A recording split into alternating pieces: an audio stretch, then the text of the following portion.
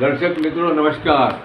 આપ જાણો છો કે આરકે ફાઉન્ડેશન ભ્રષ્ટાચારના બધી સેવા સંઘ અન્યાય, અત્યાચાર, શોષણખોરી, વ્યાજખોરો અને બોગસ રીતે જો એ લોકો પૈસા માગે છે એમની સામે આપણે ફરિયાદ કરવાનું કામ કરીએ છીએ.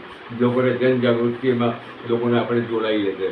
અને આજનો વિષય જે છે એ કપિલ હિતેશભાઈ પટેલનો વિષય છે.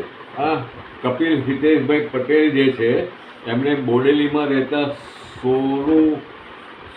સોનુબેન રાઠવા, જેમનો મોબાઈલ નંબર અહીંયા છે, એમની પાસેથી કોઈક પૈસા હાથ ઉછીના અને આકરા વ્યાજ પ્રમાણેના પૈસા લીધા હતા. અને એ જાન્યુઆરી 2024માં લીધા હતા અને જાન્યુઆરી 24થી લેવાનું હતું, એમનું ચાલુ હતું.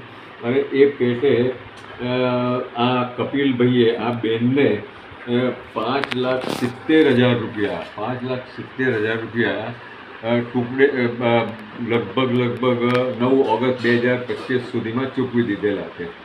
અને આ ખૂબ જ આકરા વ્યાજ છે, જેમની રકમ માત્ર થોડી ઘણી છે, પણ આ બેને છે એ બેન થઈ અને મહિલા હોય એમને ખોટા કેસમાં ડરાઈ ધમકાઈ બ્લેકમેલ કરી અને આ બેને એમની પાસેથી 5,67,000 રૂપિયા જેટલી પેમેન્ટ વસૂલ કર્યું છે. અને આ કપિલભાઈ પાસે આ બધા ગૂગલ પેથી પેમેન્ટ કરેલા છે, બધાની એન્ટ્રી એમની પાસે છે. હવે આ બેને શું કર્યું છે, કોઈ જીગરભાઈ દરજી નામના ઇસમ જે છે, જે પોતાની જાતને કોઈક વકીલ તરીકે ઓળખાવે છે અને એની પાસેથી પૈસાની ઉઘરાણી કરવાનું કામકાજ કરે છે. જો કોઈ વકીલ હોય તો પૈસા ઉઘરાણીનું કામ ફોન પર કરે નહીં, પરંતુ મને એવું લાગે છે કે આ માણસ વકીલ છે નહીં, અને વકીલ હોય તો પણ કદાચ આવી રીતે ફોન કરી પૈસા ઉઘરાવે નહીં. હવે આ જે જીગર દરજી છે એ કપિલભાઈને પાસે સોનુબેનના જે પૈસા લેવા માટે 80,000 રૂપિયા માગે છે, અને એ બી ધાક ધમકી આપી અને ઉઘરાણી કરે છે અને ધમકાવે છે કે જો તું આ પૈસા નહીં આપું તો તારા પર ઊંધો કેસ કરી દઈશ.